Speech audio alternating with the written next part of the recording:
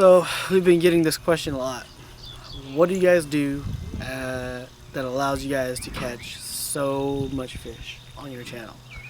Um, honestly, is a lot of experience. The other part is we have a pretty vast network of other fishermen that fish at the level that we fish at. So I mean that in the sense of they tend to use similar equipment and they're always out there as well. So say like not this week, but say a month ago, we would do about 3 fishing trips a week. So that kind of gives you an idea of how often we go out. And if you put that into how many videos we actually put out for the channel, I don't know, like we get maybe, like I said before, epic trips. We only post up epic trips. So the last couple of months you only seen like 4, maybe 4 or 5 epic trips. So everything else has been like 2, 3 stripers. So that to us is not a really epic trip. So we don't really post those up, even though some people do say they want to see it.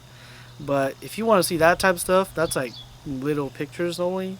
Get on our Instagram, get on our Facebook, because we post that stuff up every day, just about every day. But yeah, back to the question of how to not suck at fishing. 1, you got to be out there. 2, you got to have a vast network of fishermen that you can trust with your secret spots. Basically, because they're when they have a secret spot, they'll tell you about it. It's like a trade type deal, and you don't expose your secret spots. I mean, that we have a couple of secret spots that we don't tell anybody about. But on top of that, even more importantly, is when you go out and fish, you kind of have a plan of what you want to do already, whether it's a scouting mission or whether it's we just got to go back and just kill them, rip some lips, because it's just too dang fun. Okay, so those are the 2 major things. Okay, but the thing is, on scouting trips, you got to expect that you are not going to catch a lot of fish. You're going to expect that you'll find new territory and you'll find new areas to fish, even though you might not catch a lot of fish that day. Okay, so on the day where you're expecting to go out and rip some lips, maybe you go back to your favorite spot and there's no fish there. Okay, those are the hardest days. When you go out to your favorite spot and there's no fish there, then you have to resort back to the scouting day, right? So there's been so many times when we've gone out where, say, that night, our friends in our secret group, they go out and they kill it. I mean, they go out and they limit it out in 15 minutes, right? Or they just catch them. We call it limit out because we don't actually keep most of the fish now. We release most of them, but limiting out means you've caught 5 stripers. If you were going to keep them, you would have been limited. But we release them, so you just keep on fishing. It's catch and release. So sometimes we'll go out, we'll limit out 5 times, right? So say they limit out 5 times in a 3-hour window. That is epic fishing. Okay, but that's a secret spot, so we can't tell you guys about it. Sorry. But say they went out the night before, and then you have the plan to go out the following morning, and you go out and there's nothing. There's nothing. You're throwing the same thing. You're throwing the same setup, same spot on the lake or river or pond, wherever you might be. No action. Then what do? Well, you've traveled 30 minutes, hour and a half to get there. So what do? You have to resort back to your confidence lures, and you have to resort back to what has worked before that night or the night before, and at that point everybody needs to be throwing different types of lures. Okay, so usually that's what you end up finding as well, is like a lot of times the fish are still there, but they're just not eating the baits that your friends were throwing the day before, so they'll throw something else. A good example of that would be the Sooner Lake trip from last June, where me and Hybrid went out, and usually we go out to Sooner Lake and it's 1, there's flukes, and 2, it's small swim baits and rattle traps and small topwater lures like there's sashimi, Rapalis, Get a Walk, and things like that. Rebel T10, not to name a few. But it just wasn't like, you knew the fish were there, but you just could not get them to commit. And 5 hours later we figured out the trick, and the trick was, you try everything. The other thing is you gotta pack as much gear as you could possibly carry. Okay, that's also another tip for you guys. Is when you go out to a new place or you go to just any place, pack as much gear as you can carry, because if it's not biting the projected lure, it'll bite something else if the fish are there. So if you guys haven't seen that video, basically the video starts off with me and Hybrid. We're catching catfish and dinky ass sand bass, and then and then the blitz happens. Right, we stick around and there's a blitz, and there's a sand bass blitz, but they were chasing shad that were like that, right? But we were all, I didn't go that far to catch, sand bass. I could easily catch that down the street. So we started throwing big lures, and Hybrid threw out this. I forgot what kind of lure it was. I think it was a laser eye. I don't forget what it was, but watch the video, you'll see what I'm talking about on his surf rod. And I mean, he threw out so far that this is another thing too. We never threw out that far before.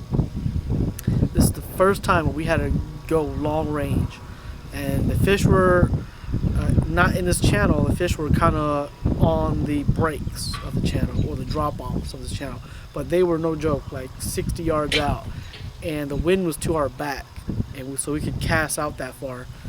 Well, probably a little more than 60 yards. I don't know, bad estimation, but they were biting that far out. And if you were not out that far, or if you would have given up earlier, you would have never caught that wave of fish. And that was something that we stumbled upon because we have different guys doing different things.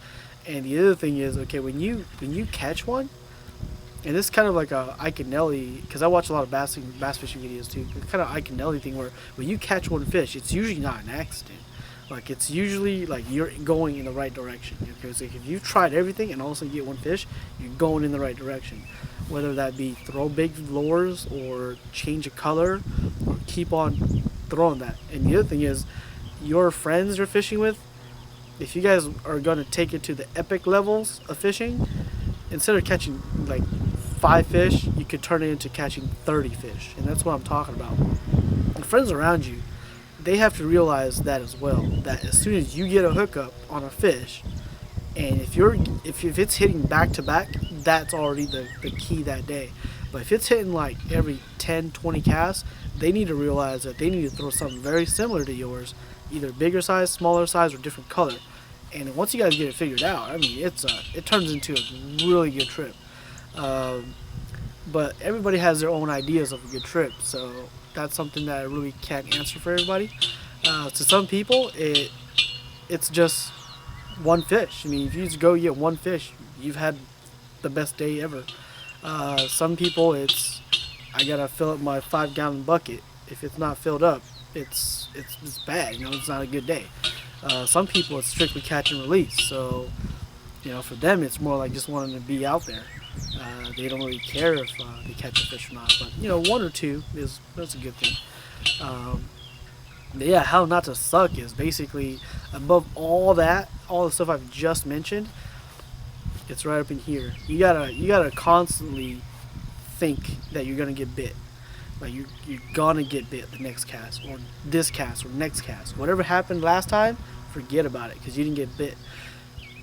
Constantly think that the next rock, or the next tree branch, or the next deep hole you throw into, you're gonna get bit. And if you just keep that mentality, it's gonna work. Because there's been so many trips where, say you get to a certain area, and you've been there for 30 minutes, right? Nothing. You're pretty sure you got the right lure on. Nothing's happening. But the thing is, you got to understand that, like, sometimes for some reason, fish, they'll just bite stuff just because they get annoyed at it. So they'll bite things. So even after like 30 casts, same exact cast, it'll all of a sudden just work. Like, for some reason, like once you get one fish to commit, then if it's a school, I'm talking like sand bass and stripers, once you get one fish to commit, it's almost like it turns a light bulb on the entire school. And as long as you're still doing that same retrieve, it's dynamite. It just keeps going. It just keeps going. It's almost like the entire school will bite that lure, and then they'll give up after an hour or so. But that's basically how we do, and that's what we always do. And usually when we're out fishing, here's another tip for you guys: is if there's three of us, usually we don't ever have the same lures tied, the exact same lures. We usually never have that, unless if we already know. Like for example, the example I gave before, our friends already told us what was hot that night before that they figured out. Then we'll all go and all of us will start off with that lure. But if it doesn't produce, and I mean usually you can tell if it doesn't produce within the first 15 minutes. If it doesn't work, it's not gonna work. And usually if it is gonna work, it's your first 5 casts, you've already got something on. If you don't, then change it up, go to something else because it's just not gonna work.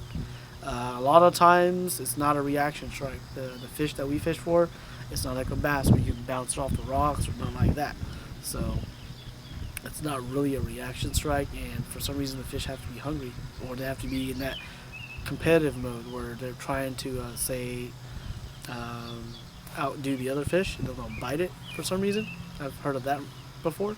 So yeah, that's my little spiel on it. And if you guys want more, just let me know, and I'll get Hybrid Killer or 47 to continue the series of how not to suck at fishing. All right, guys, thanks for watching. Damn it! It's that stupid black background with a stupid red frog again. That means the video is over. But I really do like this video, so I think I might just subscribe, like, and share this video with all my friends. And don't forget to share your daily catches with us on Facebook or on Instagram.